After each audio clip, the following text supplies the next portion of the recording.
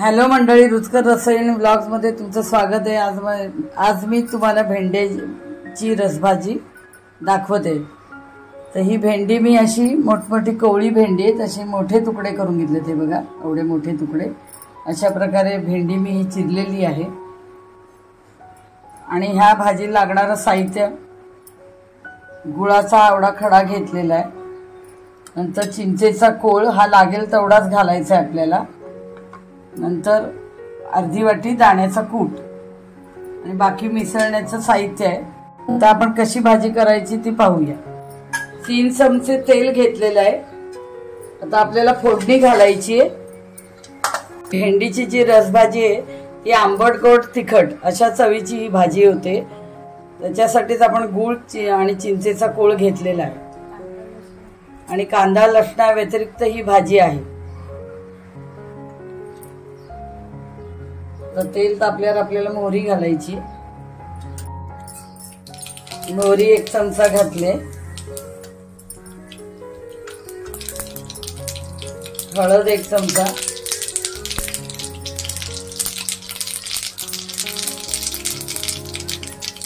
हिंग 1/2 चमचा, तिखट 1 चमचा छोटा मिसळण्याच्या डब्यातला,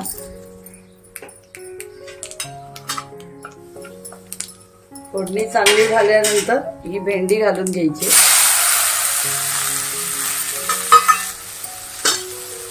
ह्याच्यात आता गोडा मसाला घालायचा, म्हणजेच काळा मसाला, तो 2 चमचे घातलाय। ही भेंडी साधारण 10-12 भेंडी घेतली होती आणि त्याचे हे तुकडे केलेले, 1/2 किलो म्हणजे साधारण। 2 चमचे मी आता पाणी घालून घ्यायचे थोडं। रसभाजी म्हटल्यानंतर पाणी घातलेले 1 ते 1.5 भांड पाणी घातले। आता ही भेंडी शिजवत ठेवायची आपल्याला। त्याच्या आधी आपल्याला चिंचेचा कोळ घालायचा। पाणी घातल्यानंतर हा बघा एवढा कोळ घालते मी। चिंचेचा कोळ घातलाय। चिंच मी आधी 15-20 मिनिटं भिजत ठेवली होती आणि मग ते चिंचेचा कोळ मी घातलेला आहे। आता आपल्याला चवीनुसार तो गुळ घालायचा। बघा एवढा गुळ घातलाय मी आणि अजून थोडा घालणार आहे आपण। ही आंबट गोड तिखट अशी भाजी तयार होते। आता आपल्याला झाकणी ठेवायची आणि भेंडी शिजवून घ्यायची त्या पाण्यामध्ये। आता आपण झाकणी ठेवूया। गॅस मीडियम ठेवलेला आहे मी भाजी शिजण्यासाठी। आता ही भेंडी आपण शिजवून घेऊया। आता आपण झाकण उघडून बघूया। अशा 2-3 वाफा द्यायच्यात आपल्याला। तुम्हाला दाखवायच्या, मी 1 वाफ काढून घेतली होती, वाफ दिली होती। बघूया आपण शिजलंय का, अजून थोडं शिजायला हवंय। पुन्हा आपण झाकण ठेवूया। अशा 3-4 वाफा दिल्यानंतर भेंडी आपली शिजून जाते।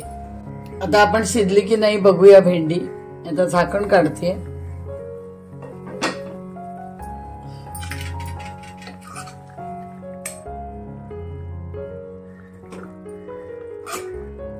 ही भेंडी बघा शिजलेली आहे पूर्ण। त्याचा रंगच बदलतो, त्याच्यावरून कळतं की शिजली की नाही।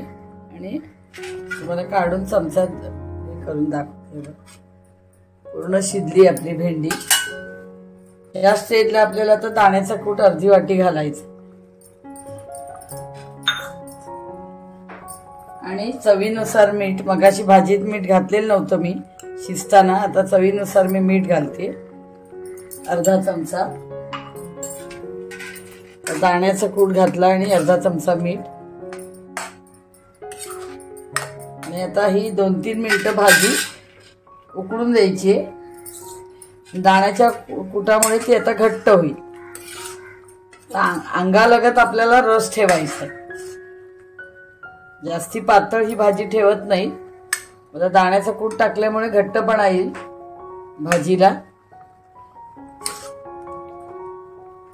सरसरीत भाजी ठेवायची। आता आपण कोथिंबीर घालून घेऊया थोडीशी।